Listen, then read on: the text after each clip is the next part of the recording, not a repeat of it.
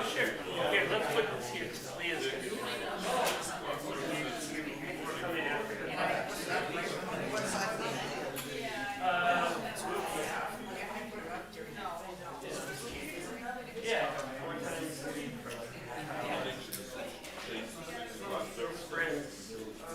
Lift row.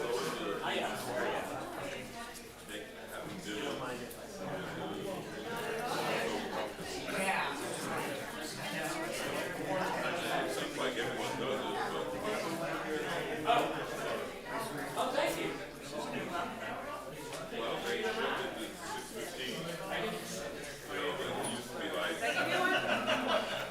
Should we cross paths? I feel like I miss everybody getting bagels. Sorry.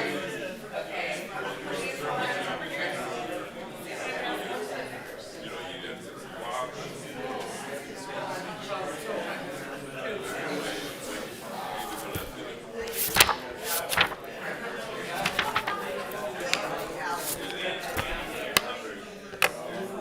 All right.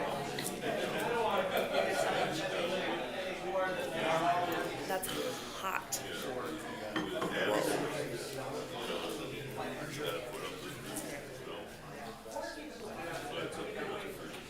Let's do it. Good morning, everybody. Shabbat Shalom. Welcome to a new book of the Torah. We've arrived at the wilderness, and what a place it is. Okay, a couple of housekeeping notes. Well, really one housekeeping and then something else. A big thank you to Russ for picking up our Bialy's bagels this morning. Thank you. We couldn't do it. In Kamach, in Torah, we got to have our bagels. We have a tradition in Judaism that we can dedicate a study session to the memory of a loved one.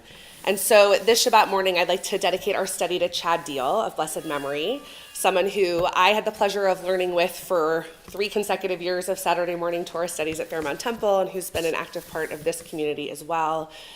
We miss him dearly, not just because of his sharp wit and his ability to know so much about Chronicles, but also just because it's hard to lose a fellow learner with us on the journey. So we will study in his memory this morning. If you feel so moved, will you join me in the blessing for the study of Torah? Baruch atah Adonai Eloheinu melech haolam, asher kidshanu b'mitzvotav v'tzivanu la'asok b'divrei Torah. Okay, here we are. Hopefully you have access to a handout on your table. We are beginning at the beginning of Bamidbar. This is exciting. It's exciting to start a new book. We get to talk a little bit about the book and the Torah portion. So you'll see on the handout, I always like to start with an outline. There's not really that much action this week, you guys. It's a lot of numbers. It's a lot of counting. So we're going to have our first census. You okay? We're going to have tribes, Levites. We're going to talk about some geometry, seeing the layout of our holy space, and then even more laws about Levites. Is anybody in this room a Levite? Who knows? I saw some good shrugs. A couple of you. All right. We got a few Levites. You can, if your last name is like Levin, Levenberg, one of those, you may be a Levite. Okay. Levine. Yeah. Okay. So what I want to do to get us started is I brought a framing from Dr. Aviva Zornberg, as I so often do. She's going to give us some framing of the book itself before we dive into this specific Torah portion. So she says, the book begins with a census of the people. With ceremonious precision, the masses are tallied and choreographed for the march into the land of Israel. Entry into the land is imminent. The people are arrayed for battle. At the beginning of the book, this is the immediate future of the narrative. So the battle piece is an important piece for us to keep in mind. Why are we counting? We are getting ready for battle. Why do we need to be ready for battle? The land is occupied. There are people who live where we're going. That's right. Okay. The name of the book, therefore, she says, in English, numbers, in Latin, numeri, and in Greek, arithmoi. I don't really speak Greek, so if someone has a better pronunciation for that, you'll tell me later. Conveys just this memory of a moment of preparation for the fulfillment of God's grand narrative. In fact, this name is derived from the ancient Hebrew name Chumash HaPekudim, the book of the musterings.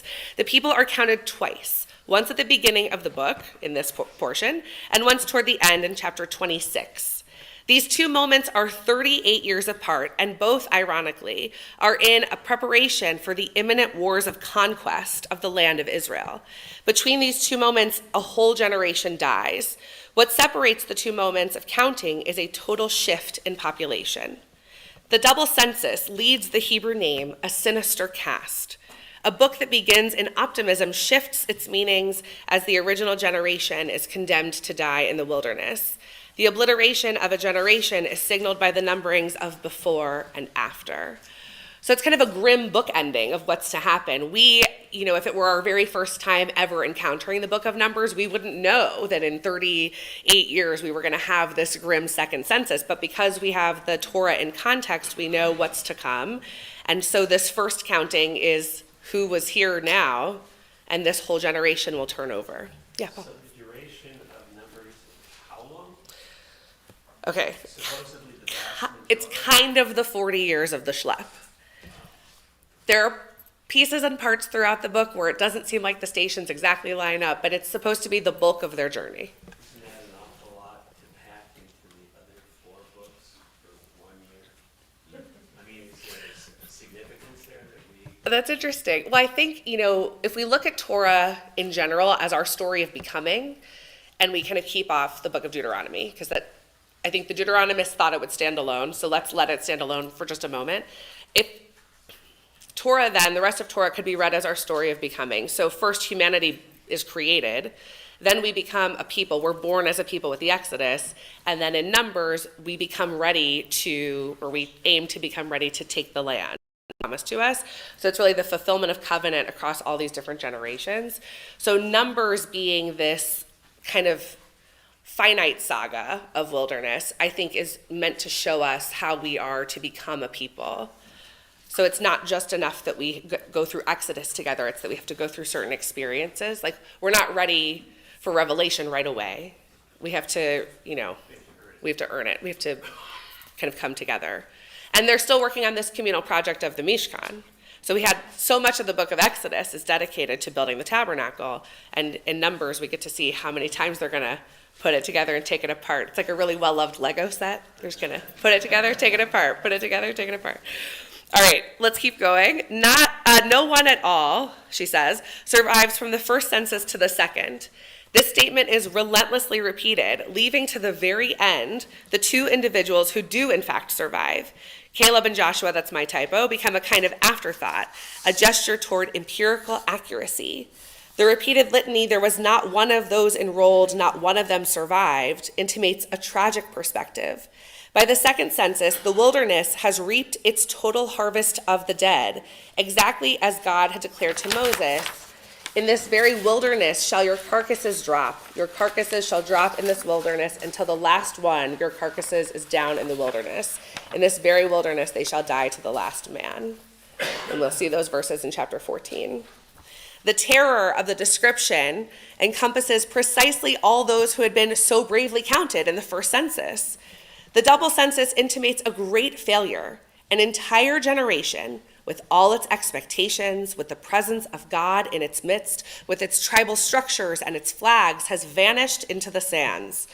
The book of Numbers is a narrative of great sadness, in which the Muhlbaum, the wilderness, swallows up all the aspirations of a generation, people who experienced the Exodus, the revelation at Sinai, and the creation of a sanctuary for God. As a collective, of course, the people of Israel continues. It is constituted by the young, under 20, of the previous generation, and by the new generation. In terms of sheer numbers, there has been no loss. Strikingly, however, there is no mention of births. In a sense, the apparent continuity only serves to emphasize the terror that is encompassed in this narrative. The living presence of numbers is transformed in the second census into the record of absences. There was no person, no survivor. The tale of Numbers, therefore, indicates both continuity and rupture, yielding an implicit narrative of catastrophe. In this sense, the book is well named Numbers, as though to indicate the tragic irony of altered expectations. Yeah, Jordan. So the Israelites who complained to Moses, did you bring us out of Egypt to die here in the desert? For what? In fact, he did do that. They will die in the desert. And that's one of the kind of pain points of some of the, I guess, we could read it as pain or irony, but it's one of those pieces of the narrative where they are right. They say, why'd you bring us out here if we're just going to die in the wilderness? And in fact, their generation will die in the wilderness. What's interesting is this kind of mathematical piece at the end where there is no loss, that somehow they seem to break even. And one must wonder, what is it like to reproduce in the wilderness? Like, we don't get those birth narratives, but somebody must have been born while they were schlepping around. So there's catastrophe happening, and there's wilderness happening, and also a new generation is being born and raised. So we don't get those stories, unfortunately. Okay, any other comments on this first section before we learn about the other name of the book of Numbers? We're good? Okay, a little bit more here. In the book of In the Wilderness, still Zornberg, there is another name for the book, Sefer Bamidbar, the book of In the Wilderness. Awkward in English translation, this is its common Hebrew name. The word Bamidbar is simply the first usable word in the book. Usable meaning distinct. But the wilderness plays such a central role in the book. It is the great leveler, place of death, which engulfs all these separate selves. 3 times God speaks of this wilderness, conveying the uncanny horror of the place. All these carcasses will be referred to in later texts as Metei Midbar, the dead of the wilderness. That's a gruesome phrase, isn't it? The relation of the 2 names, Numbers and Bamidbar, creates a field of tension. Between them, the failure of a great enterprise is positioned at the very heart of the book, in that physical and metaphysical space that is called Midbar. The wilderness is more than context. It provides the tone and tension of a narrative of dying. Once God's sentence has been spoken, all that remains for this generation is, in a sense, to die.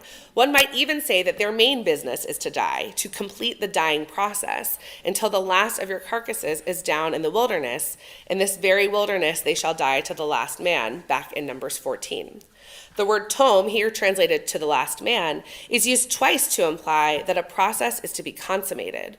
The journey of the people over these 38 years has as its purpose its disappearance into the unmarked sands. In ironic hindsight, the first census, its purpose, its inscription of individuals and their role in the nation, all this opens a narrative of Midbar, in which the individual plays his role by dying. For only in the absence of this dying generation can a new and viable nation prepare once again to leave this wilderness and enter the land. What is this Midbar? For that original generation of travelers, it was once intended as the transitional space between Egypt and the land of Israel. Now it has become something else, a clearing ground for the future.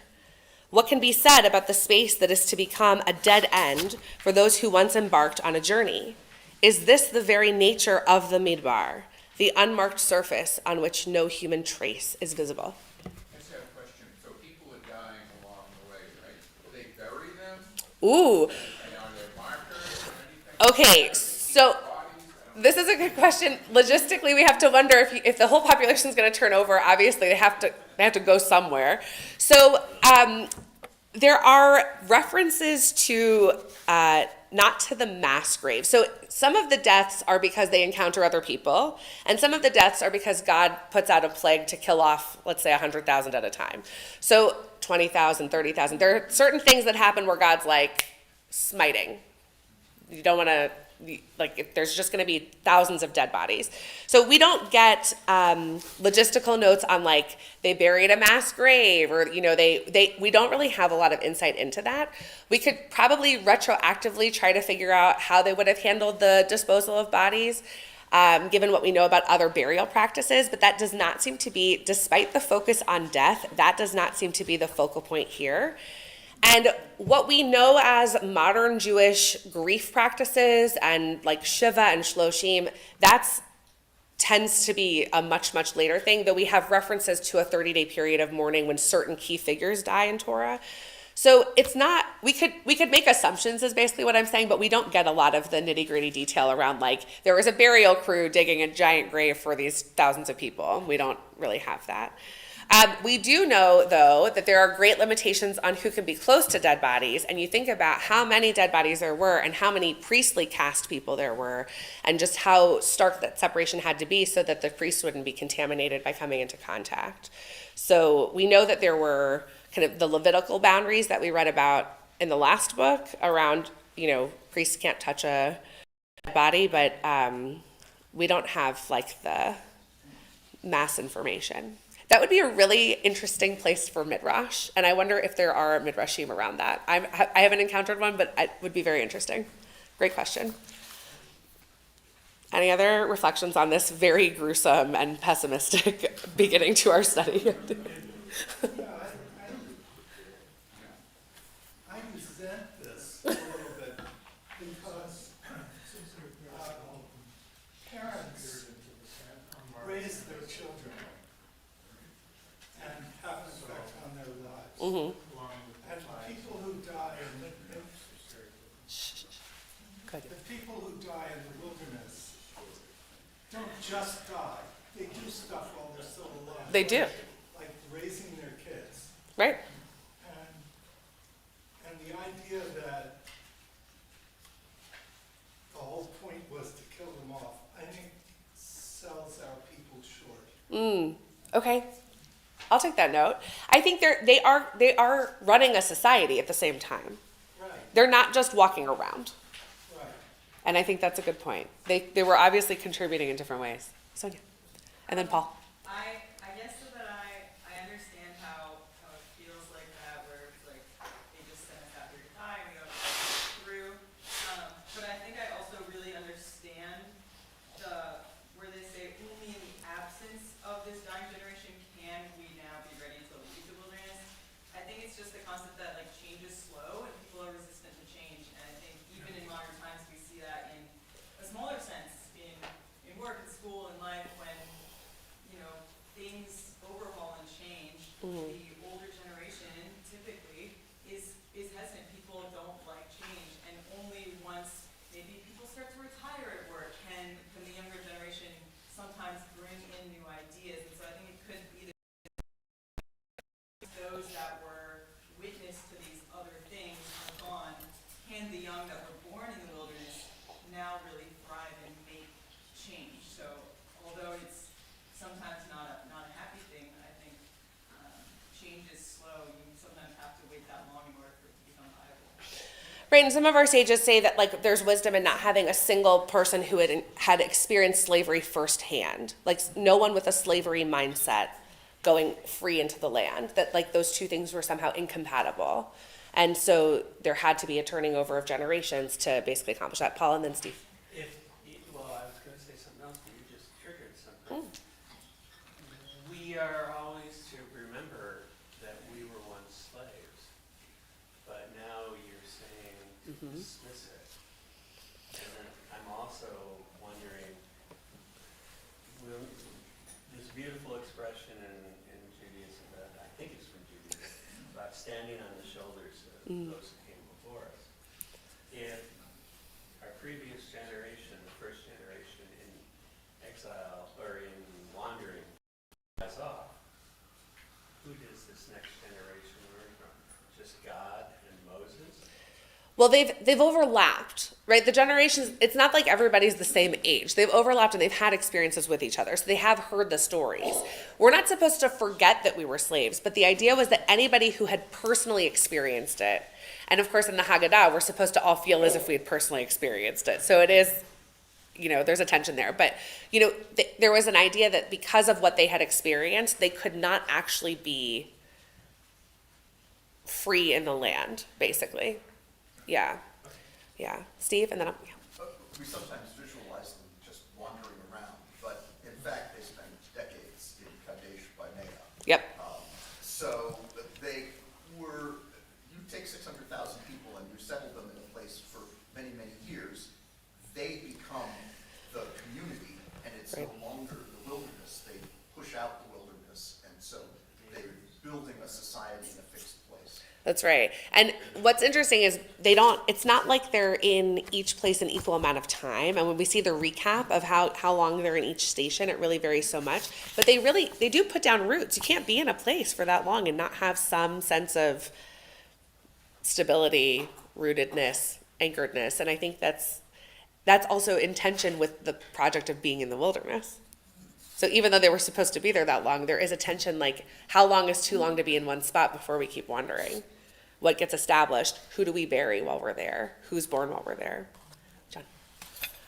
Kind of interested in the thought process of being a slave and choosing during the Exodus to be free.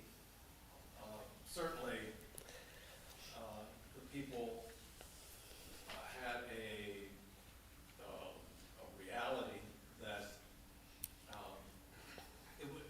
it's only a matter of time until they're going to be in conflict with other tribes and cultures. Mm-hmm. So maybe the people that chose to not follow Moses, maybe they realized what was to come.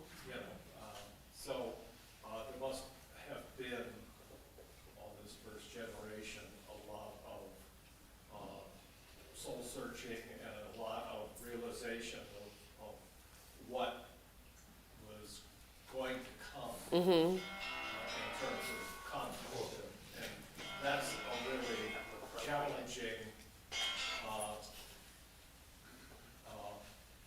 thought process for the people, I think. Yeah, well, there's an added layer. Think about it. They also didn't all know each other, right? So we talk about these kind of different groups, and we're going to dive into the text here in just a second and see some of these different groups. But the people may not have been as unified as they seem on paper as the people. So even internally, there had to be work of like, we don't just happen to be in the same place following the same prophet who's talking to this God that we can't see. There had to be also more group work around, these are the family units, and we see how we're all kind of on this family tree together, and our jobs are all integrating into society together. Like, there was also going to be conflict between the groups. And when we think about the special roles that the priests are going to play, we have to imagine there were tensions there too. We all have to wear name tags. Right, exactly. We're all wearing name tags. Exactly. So I think my guess is there was the external conflict, but there was also internal conflict. And that's a whole other layer of, I think, becoming. Yeah. But there must have been there had to be a lot of indoctrination, because the next generation might have turned around and said, why are we doing this? They do that. Right. The slavery generation and their kids, that's basically the plot of the book of Numbers. Why are we doing this? Why'd you bring us to this terrible hot place? There's no cucumbers, there's no meat. We miss being slaves in Egypt. On a lighter note, it's a great argument for psychotherapy. I like any good argument for psychotherapy. That's a good point. Yeah. Well, in addition to not relating to slavery, haven't they exhibited things along the way that God would like to not have enter into the new land? Well, and that's what we're going to see. That's basically, as we go through the book of Numbers, we're going to see those moments. And that's where the punishment and the plagues come in, because it's, in certain ways, culling the population is, we have to wonder a certain order of operations here. So is it that the population had to turn over and there had to be a way to kill off the slavery generation, or were there kind of symbolic moments along the journey where killing a certain number of them sent a signal to the rest of the community that we're going to behave this way, not that way? So, we're going to actually see a reference to Nadav and Avihu again in this week's Torah portion. There are times when we don't exactly know why God happens.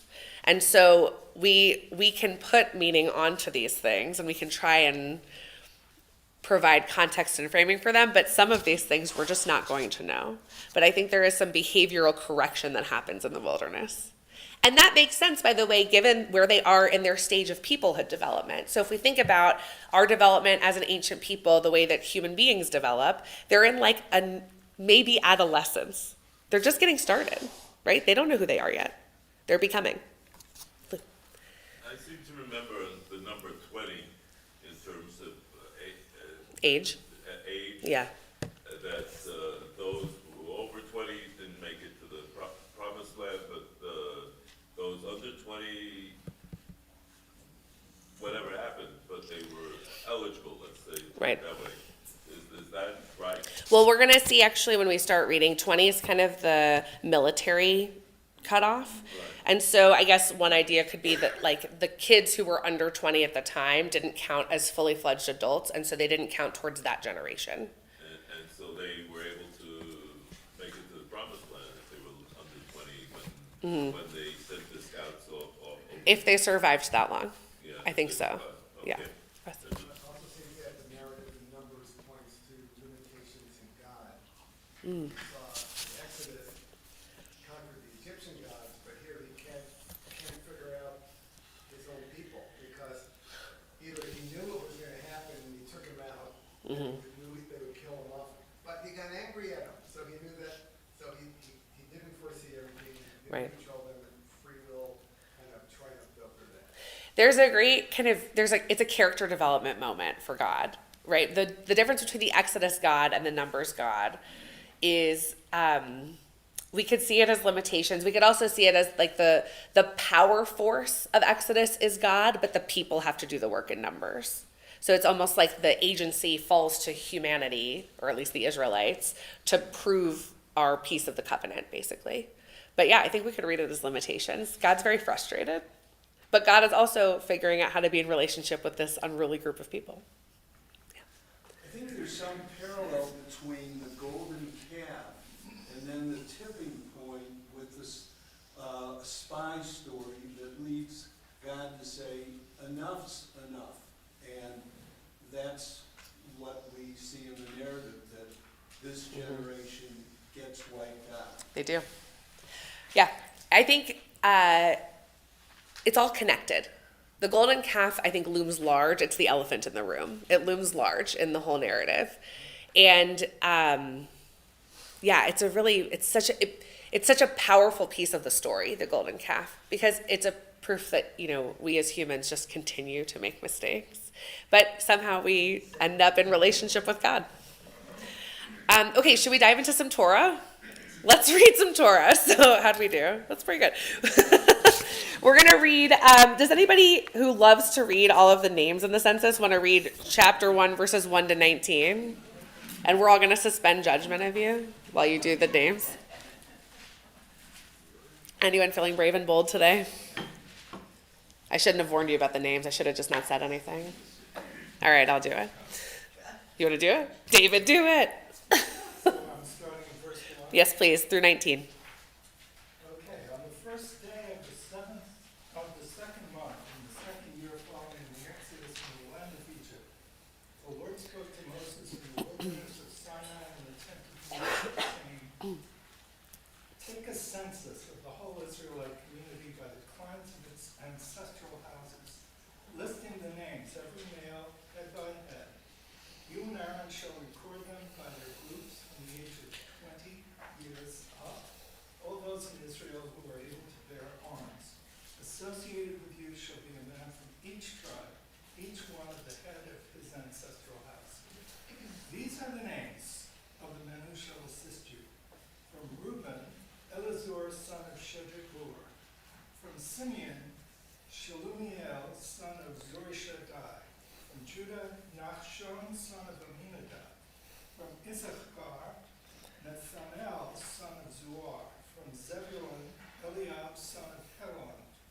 From the sons of Joseph. From Ephraim, Elishama, son of Amihud. From Manasseh, Gamaliel, son of Pedazur. From Benjamin, Abidan, son of Gideoni. From Dan, Achiezer, son of Ammishaddai. From Asher, Pagiel, son of Ophran. From Gad, Elisaph, son of Deuel. From Naphtali, Ahira, son of Enan. Well done.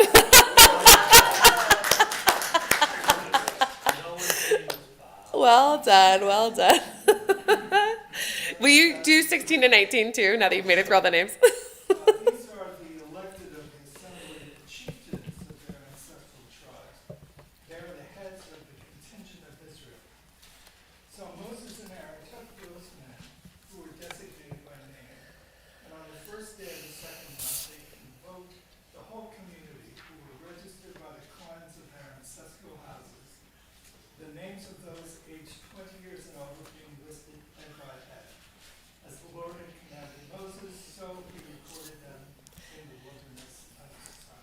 Thanks, David. So we have appointed officials who are going to help with this process. This is our census taking team. And I just want to point out a couple of conventions that we'll see throughout the book of Numbers. So the first is orientation. We will be reoriented multiple times in the book of Numbers, and we're going to see this convention of what day of the month, which month, and then we'll say, let's say, Tam Me'eretz Mitzrayim. So our benchmark is from the time we left from Egypt. So the Exodus starts the calendar over. And so here, it's the first day of the second month in the second year following the Exodus from Egypt. That is a convention we're going to see over and over throughout the book of Numbers. That's a way of telling time and space. And the piece for us, it makes sense that that's where time restarts. It starts when we became free. Candy, do you have a question? Yeah. I want to know what happened to the cloud that they were following.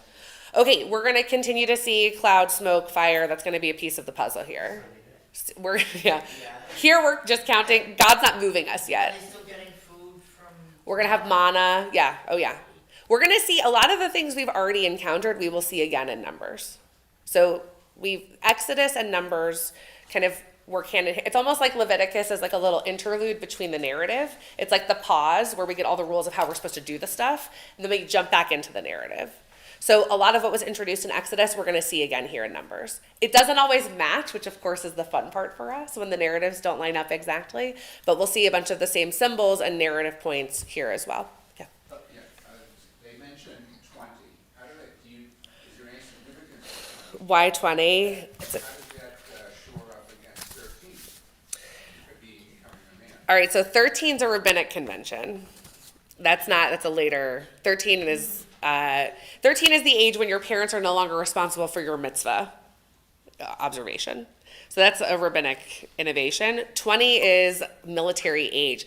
I don't know. I could hazard a good guess, which is that in ancient Near Eastern society, that was probably the round number around when people were considered to be arms bearing. I'm not really sure.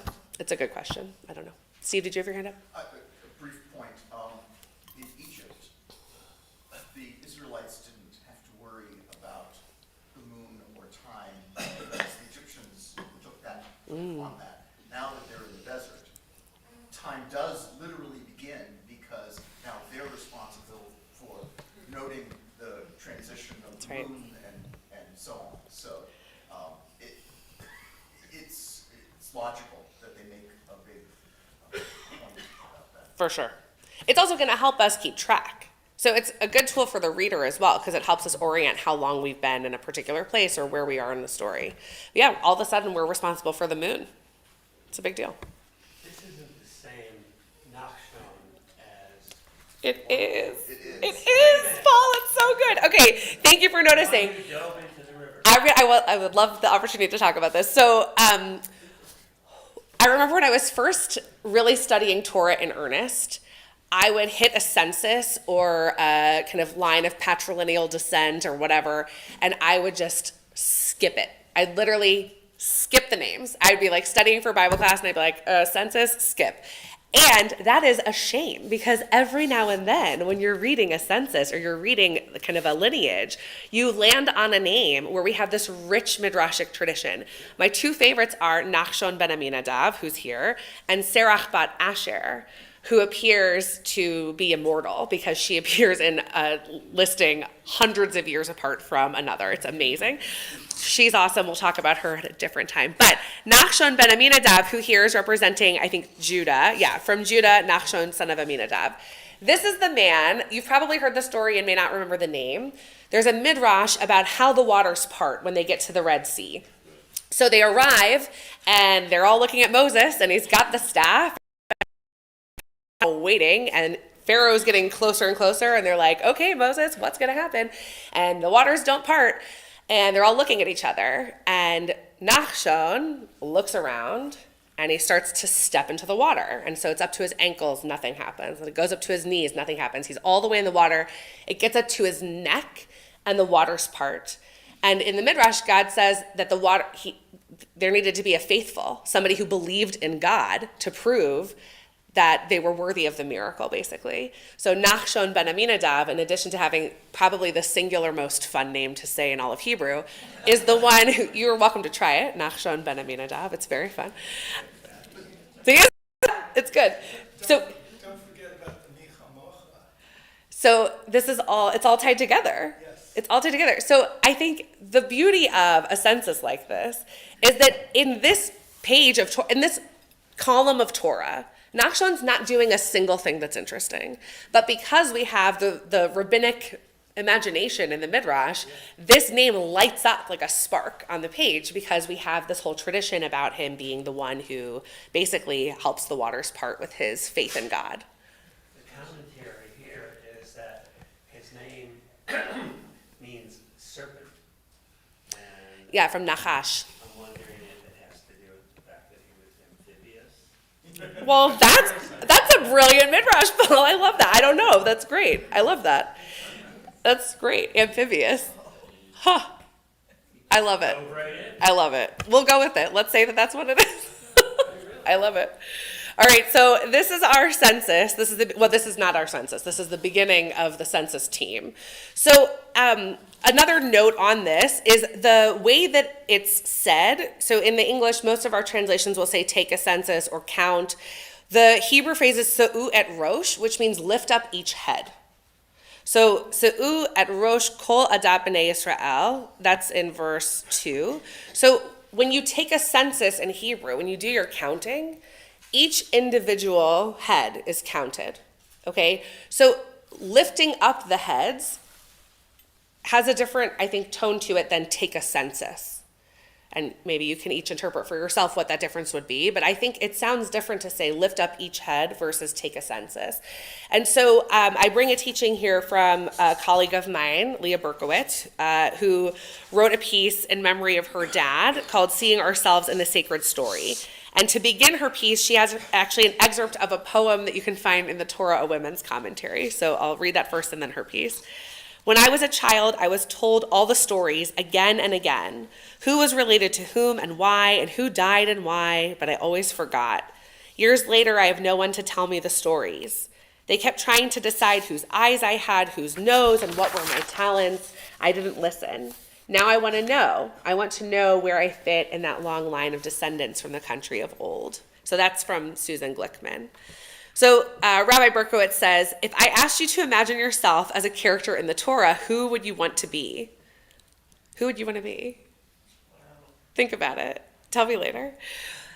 She says, I like to ask this question when I teach Midrash, creative interpretation of the biblical narrative, so that students can try on different personas and begin to see themselves in our sacred story.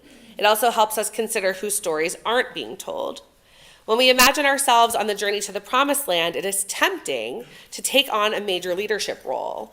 We want to be Moses, Miriam, Aaron, or even God. But it is important to remember that sometimes we are Israelite number 12,473. Just another newly freed slave muddling through the wilderness, nervously kvetching as we try to survive another day on our long trek towards the promised land. And that doesn't make us any less important than the main characters.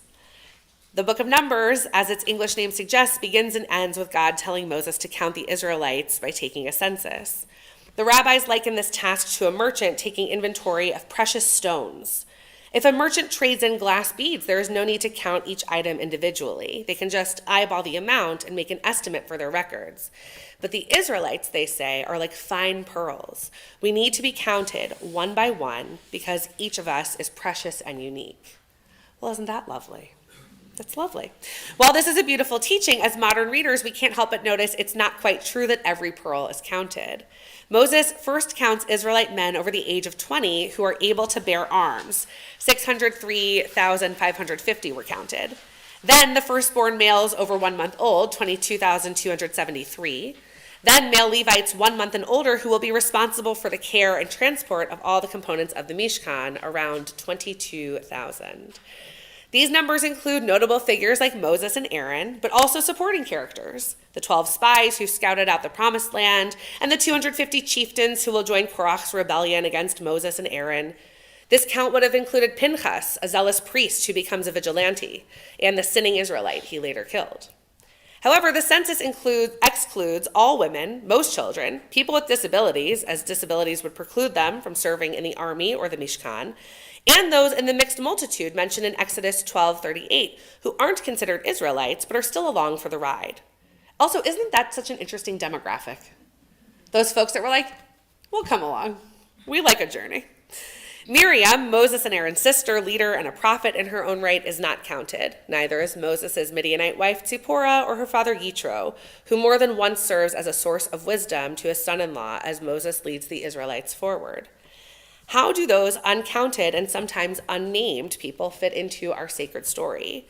Dr. Adrian Levine notes that the Book of Numbers is made up of a noteworthy variety of genres: ancient poetry, narratives of complaint and rebellion, a legendary tale involving a talking ass, law and ritual, 2 censuses, a travelogue, and an archival list. While one might take this to mean that the book was compiled haphazardly, I love this, Dr. Levine likens this book to an intricately designed quilt in which opposing views are preserved, traditions are established and challenged, and different stories and texts are undeniably linked together in a larger whole. Building on the textile metaphor, we might consider the counted Israelites to be the warp of the woven cloth, and the uncounted Israelites to be the weft. One element provides structure, the other adds color and texture. If either were removed, the fabric would fall apart. Drawing on these numbers, 17th century Polish Kabbalist Rabbi Nathan Nota Spira suggests that each of the 600,000 Israelites at Sinai represents one letter in the Torah. Just as a Torah scroll is considered invalid even if one letter is missing, our covenant would not be complete if even one person had been missing at Mount Sinai. We might say that the book of Numbers wouldn't be complete if it were only a book of numbers. Starting out with a census suggests that all we need to get to the promised land as an army in perfect formation. But to tell the truest version of our story, we need people of all ages, genders, ethnicities, races, backgrounds, and abilities. We need people who provide instruction, leadership, and guidance, but we also need the wanderers, rebels, and kvetchers who express our fear, doubt, anxiety, and impatience. Our sacred story is held together both by what's in the foreground and the background. The laws we receive and the ones we rebel against, the people we count and the people we don't. Each is a thread in the fabric that makes up our sacred story. If even one of these elements were missing, the story would be incomplete. So I bring this for a couple of reasons. One, I love the midrashim she includes in this.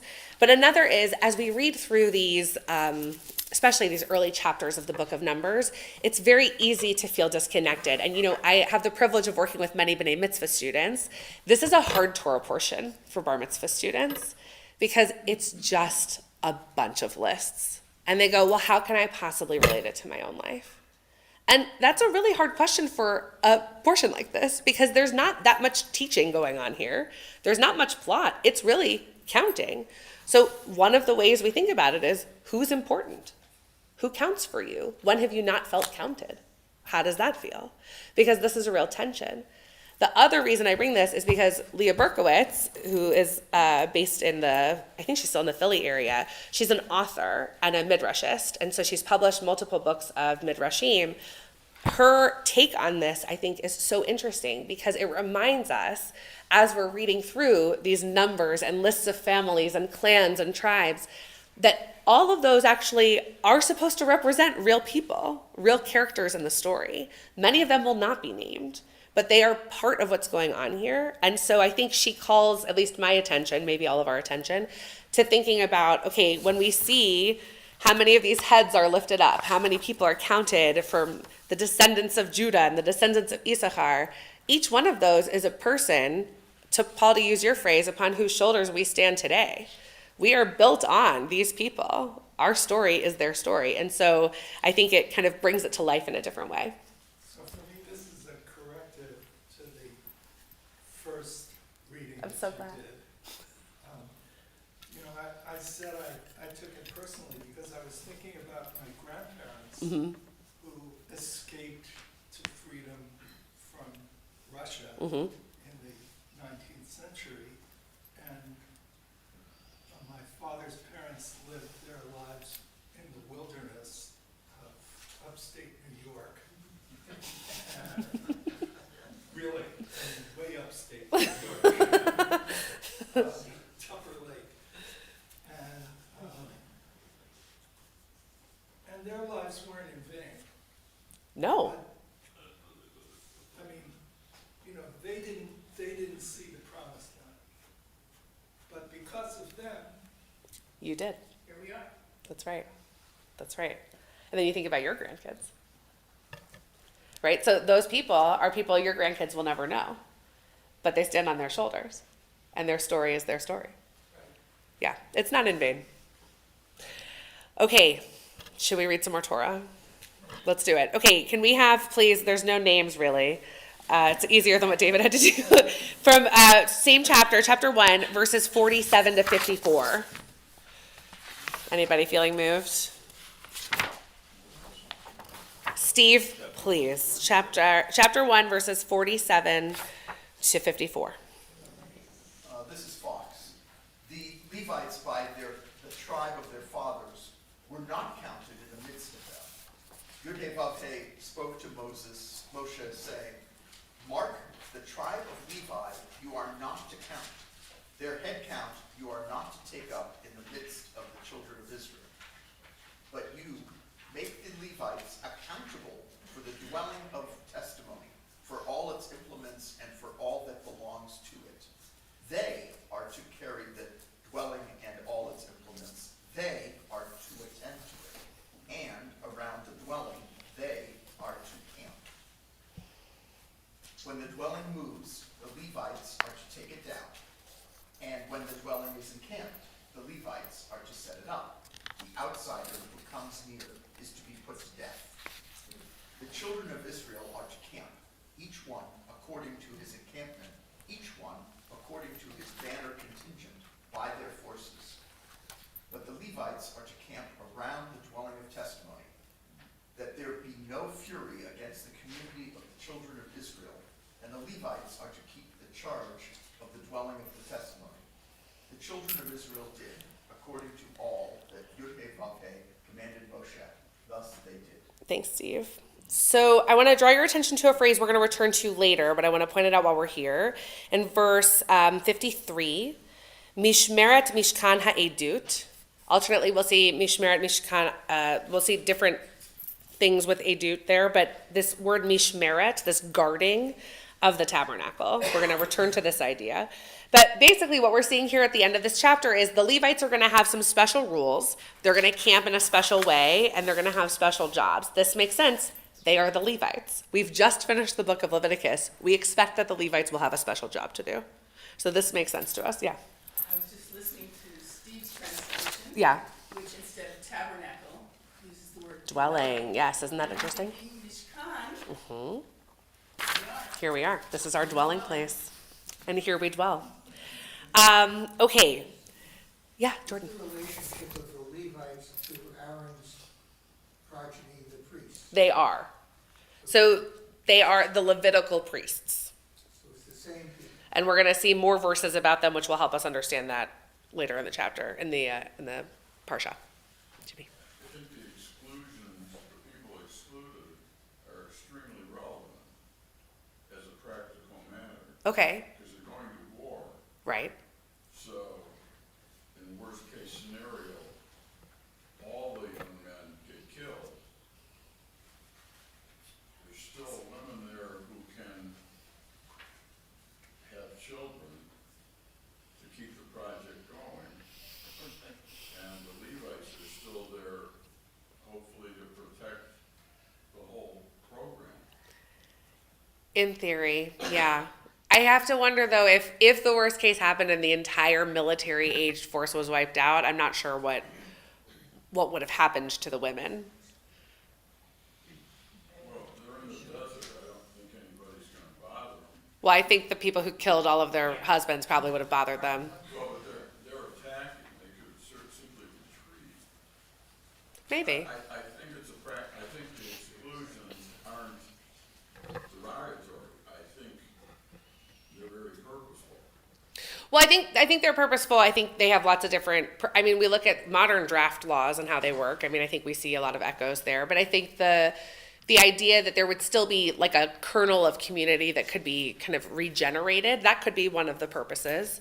Here, the priests in particular, we have to remember, we're coming off of sorry, my eye is twitching. We're coming off of the book of Leviticus, where they have just learned all of these different rules and boundaries and procedures for how they're supposed to take the concept of proto-Judaism and bring it into life with their sacred cult. Like the rituals are supposed to start in earnest. And so they have to guard what's happening there to keep it safe. There's no way they're going to war. The women, I think, are a different conversation, but the priests, their work in war is to protect the ark. Yeah, Bill? Isn't the text in a larger sense unable to envision that the whole military force being wiped out is a reality? I mean, Well, it shouldn't happen because God's fighting with us. Like, there should not be a reality where our whole military is wiped out. the text is asking for faithfulness on the part of the community Right. to do these things this Right. way. The Levites are the guardian of the tabernacle. God is the guardian of Israel. Correct. And there is no military success without God's presence. They're schlepping God with them. That's the whole Adonai Tzevaot isn't just Lord of hosts, it's Lord of armies. They got to take God in the box or they don't get to win. Sonia. I think it's also important to note that it's easy to look at the text and make it feel like the Levites' job is more important than this, and then the men serving in the military, that's more important than what the women and children and other people are doing because it's named here. But in reality, one cannot happen without the other.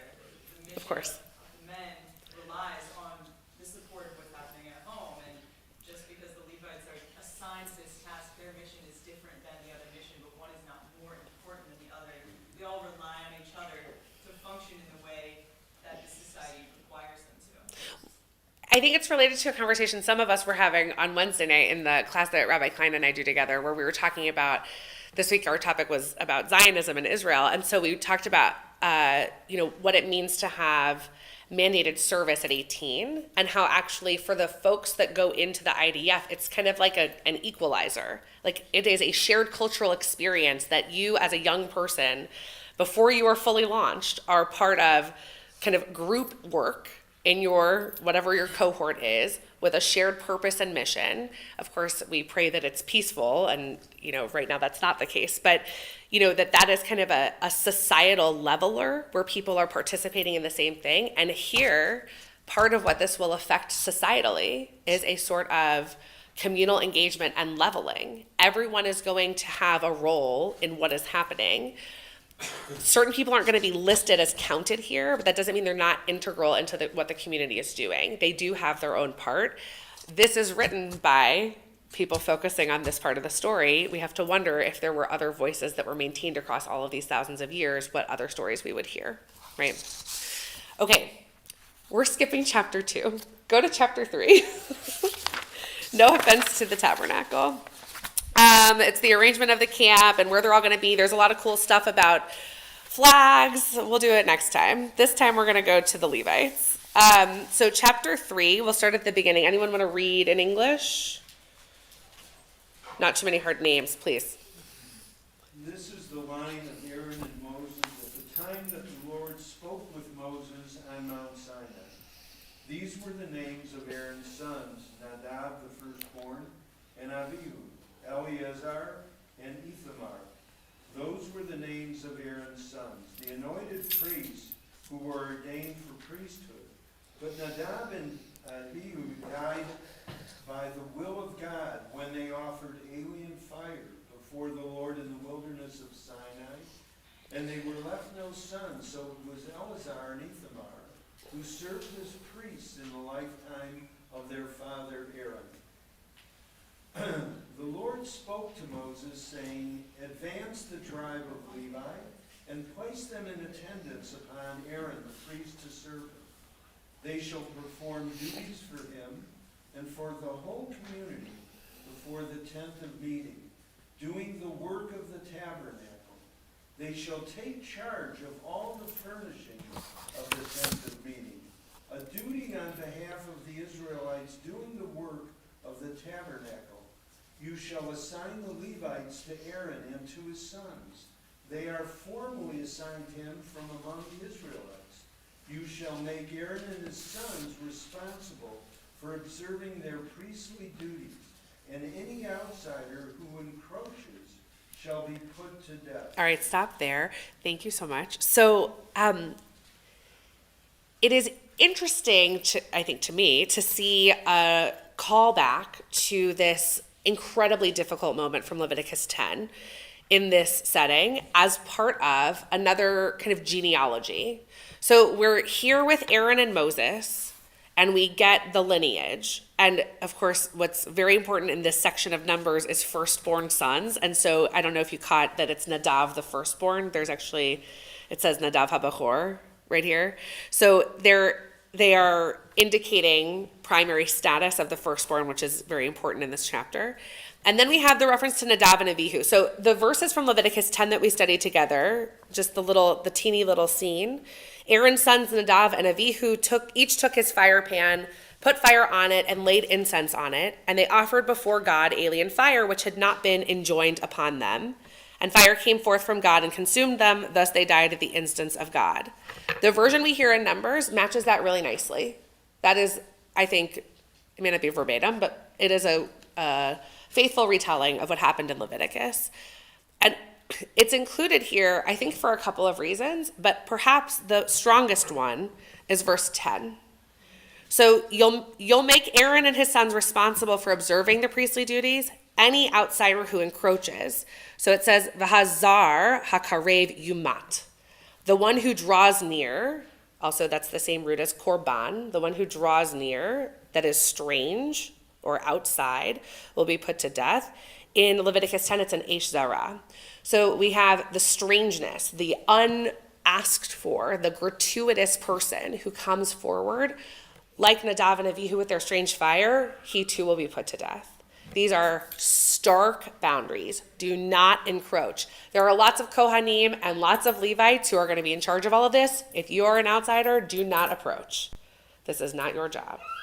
So, AJ is so cute. So we have these clear boundaries around what these priests are going to be getting up to. So let's learn a little bit more about these firstborns. We've got different categories of beings. There's a concept of the Peter Rechem, which we're going to see here, which means the first emergence from the womb. So this is a complicated thing because, did anybody do a Pidyon Haben? You did. Anybody else? You did. Okay, this doesn't surprise me. So Pidyon Haben is the redemption of the firstborn son, which we're going to look at here in a couple of minutes. So this becomes very difficult in lived experience. So to redeem a firstborn son, they have to be the first issue of the womb. So in theory, that makes sense. That's a firstborn son. But the road to a firstborn son is not always a straightforward path. And so even today, there are folks who have a firstborn son but suffered miscarriage or multiple miscarriages before that firstborn son who are halakhically ineligible to do a Pidyon Haben. So in certain communities, if they arrive with a firstborn son and they do not do a Pidyon Haben, then their experience of pregnancy loss is basically public within the community, because otherwise why would you not do a Pidyon Haben? So this raises up, this is a very tender, even today in modern lived Jewish practice, this is a very tender ritual. But we want to see what it is. So take a look at chapter 3. We'll pick up with verse 11. I'll read a little section here because then I'm going to jump us ahead. God spoke to Moses saying, I hereby take the Levites from among the Israelites in place of all the male firstborn, the Peter Rechem, first issue of the womb among the Israelites. The Levites shall be mine.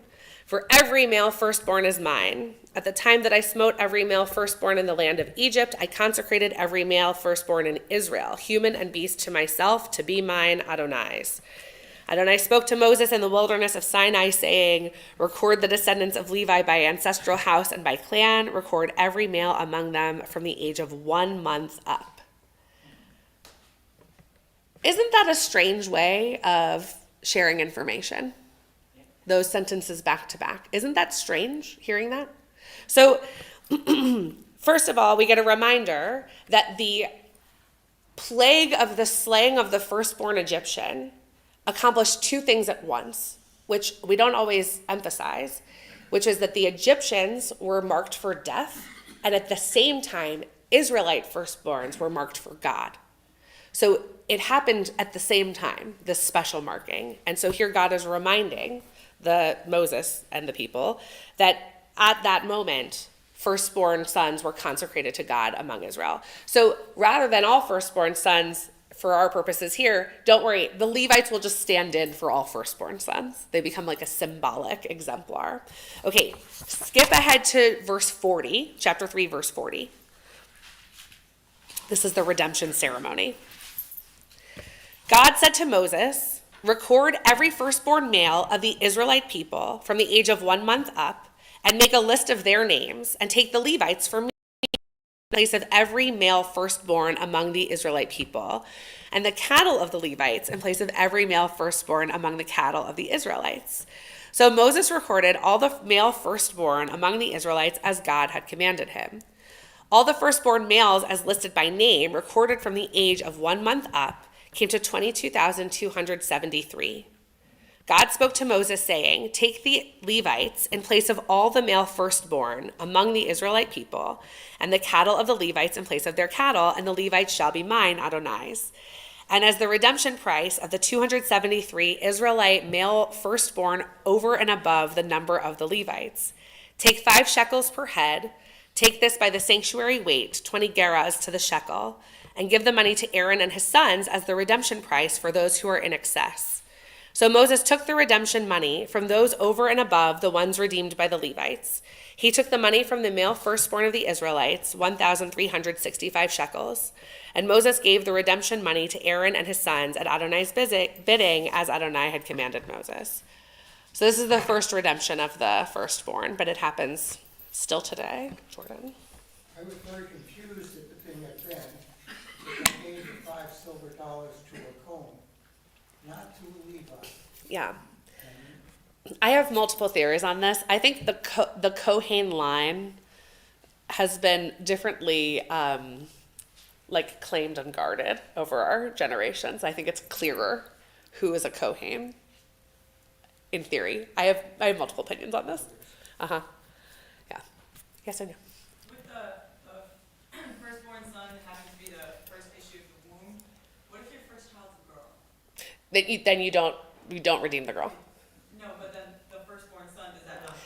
Because So it depends on who. So in modern Jewish life, it depends on who you're working with. So in theory, you could find an officiant for a firstborn child, or I think you could probably find an officiant that would do not a firstborn son, but still not in birth order.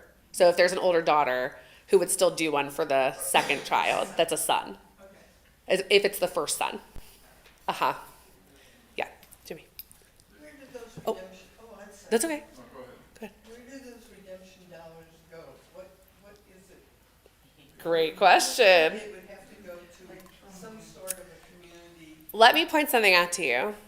In verse 47, we have the phrase sanctuary weight.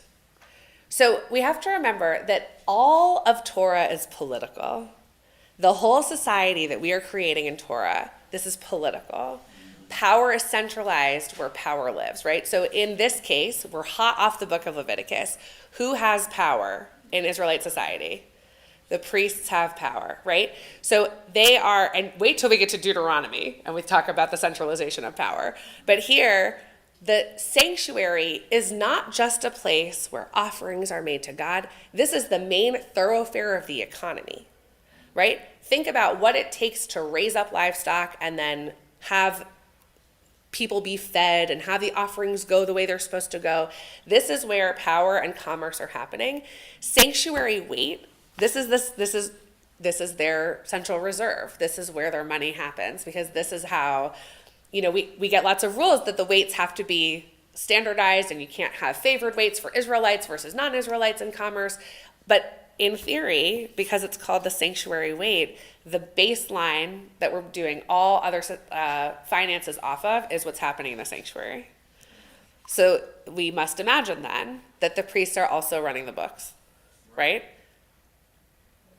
He said he gave $5 silver to a Kohen. Right? In modern times, it goes towards tzedakah. It should. Yeah, it should. I thought you meant here. Yeah, Jimmy? Yeah. But we're talking about continuation. No, you're right. No, today it should go towards tzedakah. That money should be well handled. As a logistics matter, there's no mention here. In these times, people had more than one wife. So, Yes, that's why the phrase is peter rechem. So there's only one womb in each person, generally speaking. My cousin had two, but it's usually one. So I think that's why the matrilineal line can never be questioned, and the firstborn of the mother is known. right, but the firstborn of life 1 and life 2, they're both firstborn. They are. So what do? You redeem both of those. The difference is who gets the birthright and how the inheritance law works. But for Pidyon Haben, it does not matter. You could, let's say he's got 7 wives, the firstborn of each of those is getting redeemed, in theory. Yeah, which is in complete contradiction of Abraham and Sarah. How so? His firstborn was Ishmael. So Genesis is obsessed with flipping the firstborn son narrative. It happens in almost every family that we read about, right? It happens with Jacob and Esau. The older shall serve the younger. We hear the prophecy with Rebecca. This happens time and again in Genesis, which I think actually speaks to how powerful that cultural norm must have been. To upset it time and again in Genesis just tells us like what power that convention would have had. And so here, the firstborn, in theory, while consecrated to God, in this setting, doesn't actually have more value. It's a person who would be consecrated, so that's a special thing, but like, this isn't going to be about the finances or inheritance stuff that we'll see. Actually, we'll see also in Numbers when we get to Tzlofachad's daughters. But it's kind of all woven together with Genesis, with inheritance, but this is really about the firstborn of each womb. And that's also just an interesting way to conceive of it. Pardon the pun. Wasn't on purpose. I'm so sorry. Steve, save me, Steve. I'm noting, yes, Hebrew is a gendered language. It is. In some cases, they're explicit that it is male. That's true. And in other cases, Yes. they leave it somewhat to They the do. cultural Kind of norm generic. the reader. Yep. And so in verse 13, Fox renders it, for mine is every firstborn. And later on, in 15, it says, count the sons of Levi, very explicitly. So it's hard to navigate around this, whether they're talking explicitly about sons only, Yep. or they're really talking about any issue of the womb, which would be male or female. I think we turn here to really the cultural norms that we assume about the time. But you're right. This is one of the ongoing kind of beauties and challenges of Hebrew, especially ancient Hebrew. Like we suppose a certain amount of context clues around it. Really, we're all making our best guess. Any translation is an interpretation. And so because of the way that like generic in Hebrew works as a masculine, it makes it very complicated. But we can, I think the thrust of our tradition lets us make a pretty good guess that it was sons. Especially with the connection made earlier about the slaying of the firstborn sons in Egypt. I think that connection reinforces that we're talking about sons here. Yeah. No one's ever approached me to do a Pidyon Haben or a Pidyon Habat, for what it's worth. In 10 years as a rabbi, no one's ever asked for it. Okay, let's talk about Mishmeret HaMishkan. Yeah, Maida. Is that because you're female? No, I don't think so. I don't know. I could do a survey of my colleagues. It does not come up very often. And when it does, I think it's usually folks who grew up conservative. Okay, we're going to talk about the guarding of the tabernacle. I've got a piece here from Jacob Milgram from this very volume. Actually, since I've held this up, I want you to know, you may not already know this, the Reform movement is working on a new, amazing, massive Torah commentary. Again, like the JPS did with each book having its own separate volume. And I got to see some proofs of first drafts of different study sessions and translation, and it's going to be very fun for us to dig into. You're going to love it. Okay, let's look at Jacob Milgram. He says this in an excursus on this very Torah portion where it says the Levites, guards of the tabernacle. Do you all see that? To leave the sanctuary or its sancta without protection was unthinkable. Indeed, no sooner did Israel recover the ark from the Philistines than someone was consecrated to guard it in 1 Samuel. Of the two major Levitical roles, guarding and removal, there can be no doubt which was more important. The labor force was to be activated only when the camp was on the move, but guard duty was a perpetual responsibility. It is significant that when the Levites subsequently were apportioned their share of the Midianite spoils, the text twice identifies them as the tabernacle guards. And then I bring you these verses from chapter 31. From the half share of the other Israelites, you shall withhold 1 in every 50 human beings, as well as cattle, donkeys, and sheep, all the animals, and give them to the Levites, Shomrei Mishmeret Mishkan Adonai, the ones who attend to the duties of God's tabernacle.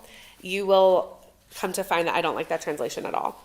In verse 47, from this half share of the Israelites, Moses withheld 1 in every 50 humans and animals and gave them to the Levites, Shomrei Mishmeret Mishkan Adonai, who attended to the duties of God in God's tabernacle as God had commanded Moses.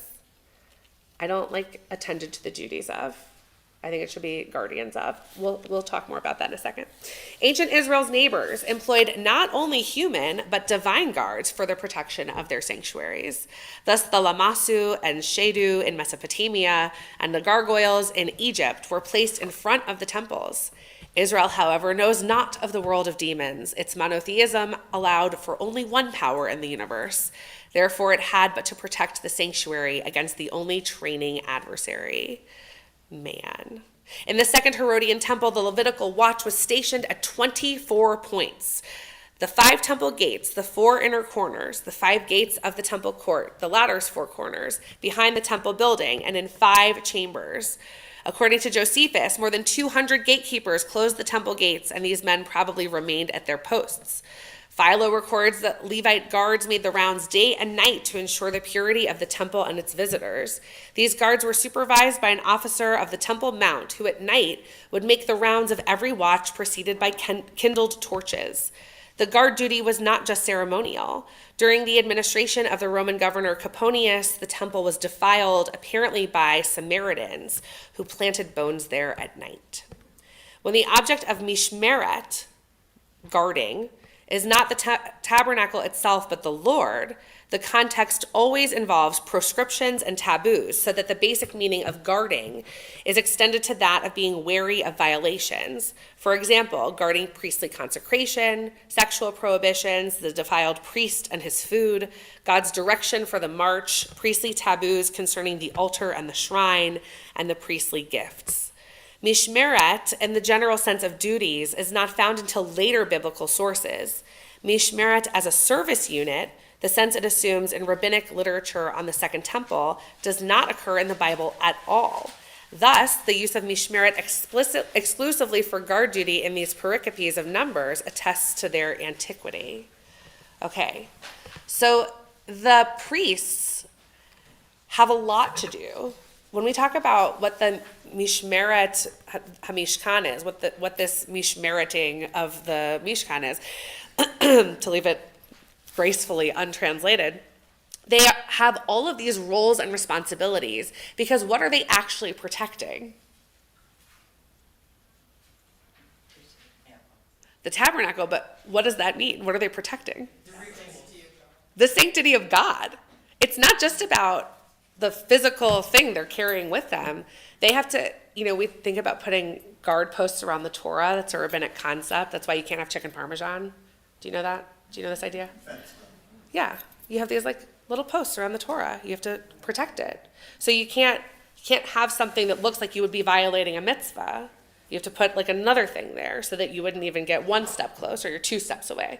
So here, they are guarding not just the tabernacle, not just the pact, not just the Ten Commandments. They're guarding God and also their ability to communicate with God. Because the stakes, again, we've been through Leviticus, the stakes of these sacrifices is very high. If they mess up and they break the connection with God, what do they have? They are left in the wilderness with nothing. So here we can imagine, based on these later sources, how this evolves into a full physical security guarding, not just for the safety of the priests, but also for the continued protection of God and that which is holy. Sacred instruments, the sacred vessels, the altar spaces, all of it. They were in charge of protecting all of it. So what we see in this early period, these ancient sources, like in Numbers, is the foundation upon which the later temple priests build their role upon. Steve? They're protecting the ark, but you could also look at it, given the risks, protecting non-Levitical Israelites from getting close, and protecting them from getting killed. Right, they're keeping what is in safe and what is out safe. That's a really good nuance to add. They are guarding the boundary, and that makes a lot of sense given what we know about the Levites. They're guarding the boundaries, keeping those out who should be out and keeping that in which should be in. Yeah, okay. Any other comments on Mishmeret HaMishkan? Is Mishmeret different from Shomer? It is the same root. Same root. Mishmeret. What other kinds of things would they be having that to guard? You said the implements? So there's so many implements, and we think about, especially when we look at Exodus and we see all of the detailed descriptions of the pieces of the Mishkan, there's fabrics, there's metals, there's the giant golden menorah, there's, the display table for the breads, there's all these different pieces. And each one, also there were lots of Levites, but each one would have had some role in keeping these things safe. And also the boundaries and the perimeters and making sure it's set up just right, because they have to take it down and put it back together so many times. And it's massive. Bless you, Beta. Okay. Is this the wall? No. We're still... Now, would they have many, many generations later protected that wall? Probably, yes. There would have been watchmen around the wall. But this is so far before. Yeah. Yeah, we're not ready for the first temple or the second. Okay, let's take a look at chapter 4. We'll start at the beginning because, we can't skip a reference to dolphin skin. And actually, to your point, we're going to see a lot of the sacred vessels here. Anybody want to read the first 15 verses? Chapter 4, 1 to 15? Okay, fine. God spoke to Moses and Aaron, saying, "Take a separate census of the Kohathites among the Levites by the clans of their ancestral house, from the age of 30 years up to the age of 50, all who are subject to service to perform tasks for the tent of meeting. This is the responsibility of the Kohathites in the tent of meeting, the most sacred objects. At the breaking of camp, Aaron and his sons shall go in and take down the screening curtain and cover the ark of the pact with it. They shall lay a covering of dolphin skin over it and spread a cloth of pure blue on top, and they shall put its poles in place. Over the table of display they shall spread a blue cloth. They shall place upon it the bowls, the ladles, the jars, and the libation jugs, and the regular bread shall rest upon it. They shall spread over these a crimson cloth that they shall cover with a covering of dolphin skin, and they shall put the poles in place. Then they shall take a blue cloth and cover the lampstand for lighting with all its lamps, its tongs, and its fire pans, as well as all the oil vessels that are used in its service. They shall put it and all its furnishings into a covering of dolphin skin, which they shall then place on a carrying frame. Next they shall spread a blue cloth over the altar of gold and cover it with a covering of dolphin skin, and they shall put its poles in place. They shall take all the service vessels with which the service in the sanctuary is performed, put them into a blue cloth, and cover them with a covering of dolphin skin, which they shall then place on a carrying frame. They shall remove the ashes from the copper altar and spread a purple cloth over it. Over it they shall place all the vessels that are used in its service, the fire pans, the flesh hooks, the scrapers, excuse me, and the basins, all the vessels of the altar, And over it they shall spread a covering of dolphin skin, and they shall put its poles in place. When Aaron and his sons have finished covering the sacred objects and all the furnishings of the sacred objects at the breaking of the camp, only then shall the Kohathites come and lift them, so that they do not come in contact with the sacred objects and die. These things in the tent of meeting shall be the porterage of the Kohathites. Okay. You know when you buy from a loved one something very fancy, like let's say there's like a familial Kiddush cup that's been passed down from generations, box that has like a velvet inside, or it's in like a special microfiber cloth to protect it.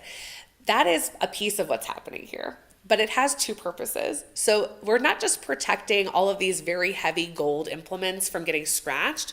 We are also protecting other people from death by contact. So there is a physical barrier around these things when they're not in active use of service, when they're about to be moved, to protect the hands of the people who will touch them. So it's not just to kind of like keep these precious objects from damage, it's also to keep the human hands from peril, basically. And it speaks, I think, to just, again, the stakes are life and death throughout this whole thing. You know, we talk about this journey and we talk about the Mishkan. The stakes were incredibly high, and it was not safe to be just handling these objects. And the idea that certain hands could handle them and other hands could not, but those hands were holy enough to carry those things if they were guarded. These, again, it's layer after layer of protection.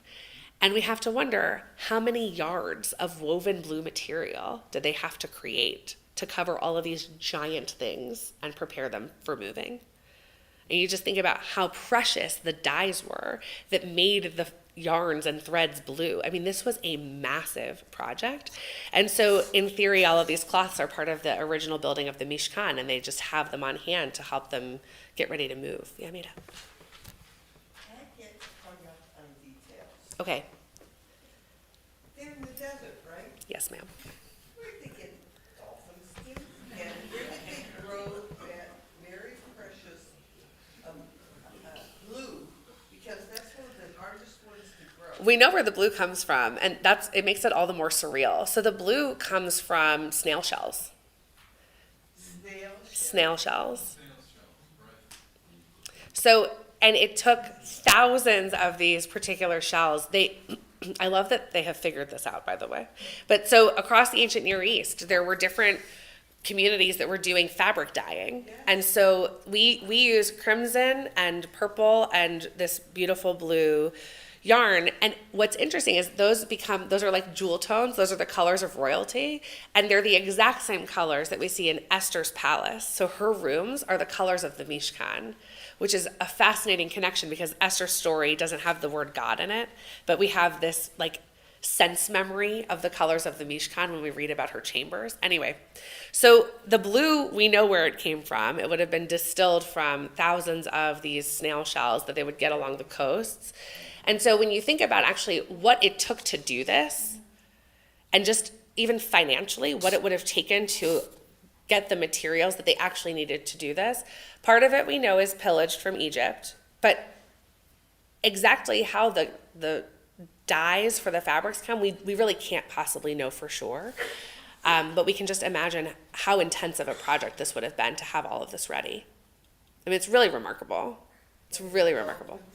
Okay, the dolphin skins are harder. That could be a mistranslation. There's lots of theories on this. I don't find any of them persuasive. What we can understand is it's something very precious. Maybe it was something that shimmered. There's so many different theories. I've never landed on a favorite. Yeah, Jonathan. TV usually depicts like the art, and you can see it. But really what I think we're reading, if I'm understanding correctly, is only the sons of Aaron could see the furniture inside the Mishkan, and then they would wrap it up, and then so when it was during transportation, everything was covered. Yep. You could see the furniture, but Yep. Aaron's sons. And then the other cousins who had different duties. Uh-huh. Then come in the next cousins. Yep. To transport. That's right. So there's the cousins who tear down the camp, and then there's the cousins who pack up the camp, and then there's the cousins who carry the camp to the next camp. Then there's the cousins who rebuild that camp, and then there's the priests who put it all back together. So it is interesting, you think about, it's all one family, but you think about what it means to have all of these different roles. And you notice the age is different here. We didn't count 20 and up. The Kohathites are 30 to 50. There's boundaries. There's an upper boundary also on how old the schleppers basically will be. So then you wonder, okay, let's say you're 51 and it's time to move camp. Are you just walking around chit-chatting with everybody? Like, what's your job then? We don't know. But probably something, but not actually the carrying. Okay. Yeah. Does it matter that snails aren't kosher? That's such a good question. Does it matter that snails aren't kosher? Does it matter to you? Well, I mean to them. So they're not eating it. So this is kashrut is such an interesting beast, isn't it? Because it develops so much even throughout the course of the Torah. And I don't think it mattered because they weren't eating it. And I think we use animals for lots of different things. And, you know, you could make an argument that because it's like touching the most sacred things that we have, it really shouldn't be a treif animal. But the concept, I just don't think that would have been a guiding principle.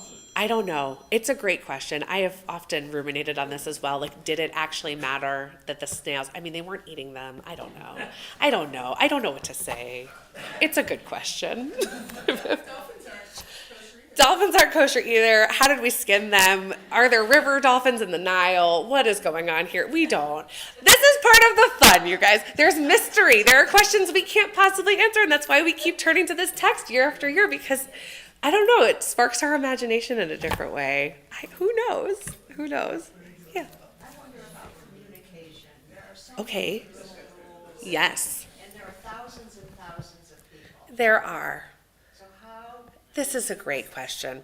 Is it a great game of telephone where Moses tells a certain group of people and then they have to tell their clan and their tribe? Is it that Moses has an amplified voice, Moses or Aaron maybe, because Moses doesn't like to talk to everybody, that how the laws are actually in real time communicated? It's a great question of communication. And I don't exactly know the answer. There are moments where it feels like there's some kind of miraculous amplification happening. But then we wonder, like, is it just smaller conversations where they're having like tribal meetings and Moses goes department to department and explains what the new rules are? I mean, you think about the scale of this. If you have 600,000 men over 20, you think about how many people there are. How could they possibly understand the rules? And then we have to wonder, were they triaging? Like the priests had to hear all the rules. And then the people closest to the priests had to hear some of them so they didn't interfere. And then, you know, did Joe Schmo Israelite just kind of like find out a few months later what the new policy is? I don't know. There's no memo service, right? It's very hard to know exactly how they found out. That would also, for the record, be a great midrash. You see, it's a very boring Torah portion, but look at all the great ideas we've had about midrashim. This is very good, the power of creativity. What kind of language do they use to communicate? So in theory, we could imagine that Moses is literally, as the prophet, maybe saying it to Aaron or maybe saying it to the people. He's supposed to be repeating what God has said. So the language God's using, in theory. And what you'll notice as we read through different sections of Torah, it's not just one book where this happens, but we'll see, and they did as God commanded, or just as God commanded, they observed, or whatever, or some version of that, which maybe helps us feel better that like they got the message, they followed the rule. We don't know how they got the message. We don't know exactly how it was communicated to them, but they understood it enough to follow the rule. But when you think about the scale of communicating with this many people, it's so vast. It's so vast. Yeah, Paul? There were trade routes back then, Yes, weren't there? yes. So, Of course, especially in Egypt.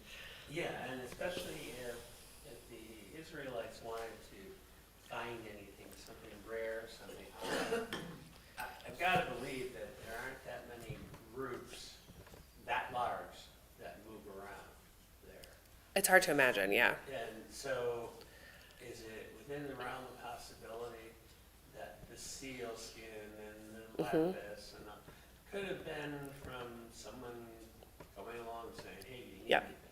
Well, and yes, and we know we have clues to this even in Genesis, where you think about the scene where Joseph's in the pit, and there are traders that come by, and there's clearly a market somewhere that they're going, and there's human market and there's spice market, and you can imagine all the things that we'd be trading among the populations.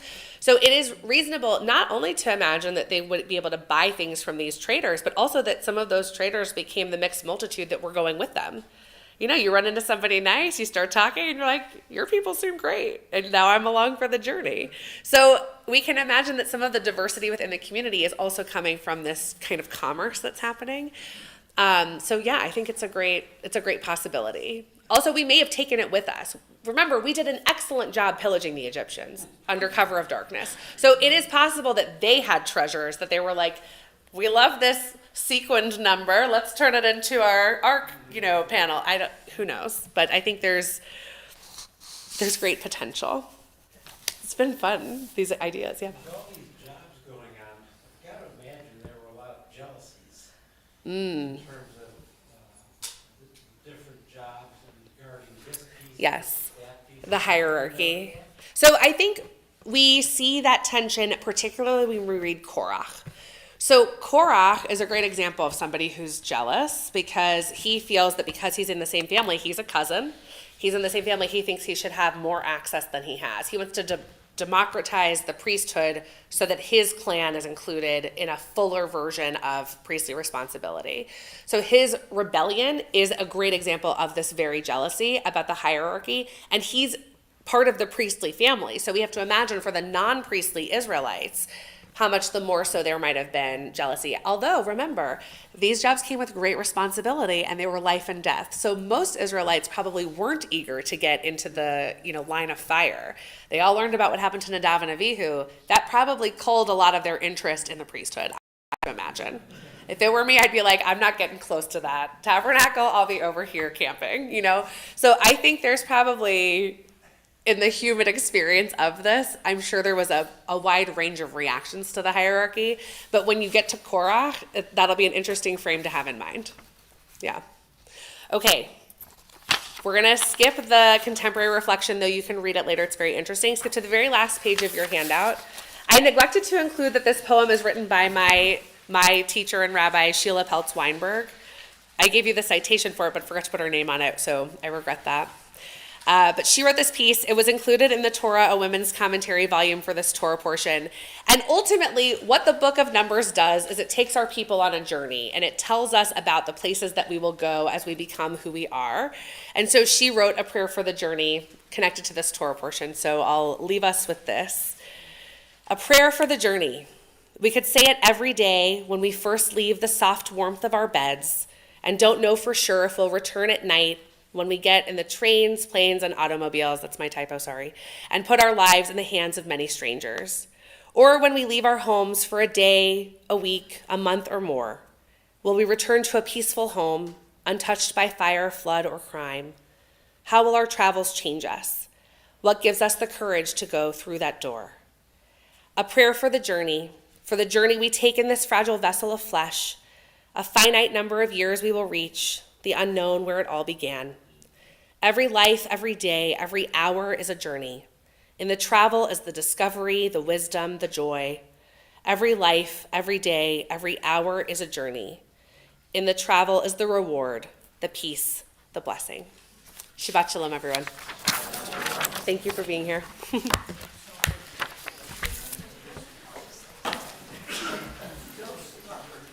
You're stuck? What are you stuck on?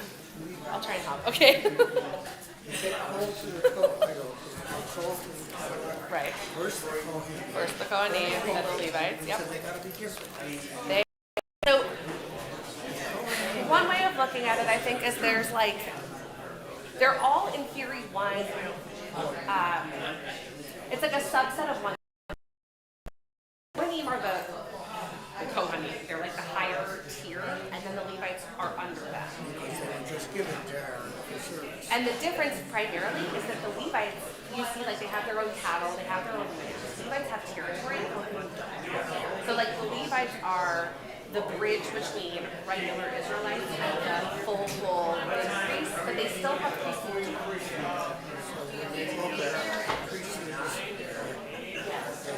Yeah.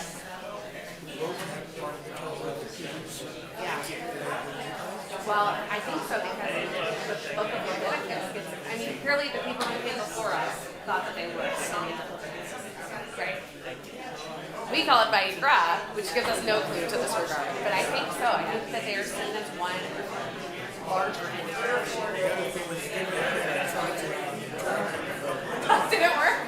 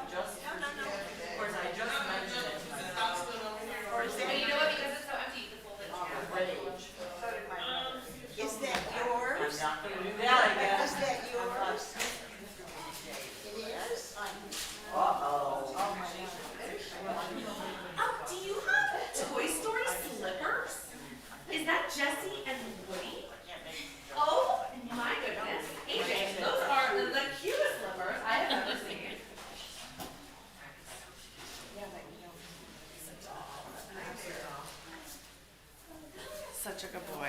All right, let me take these.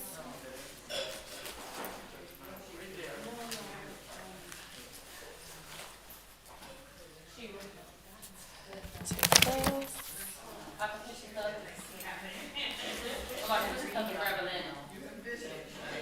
Okay. Oh, this is mine. Ricky! Hey!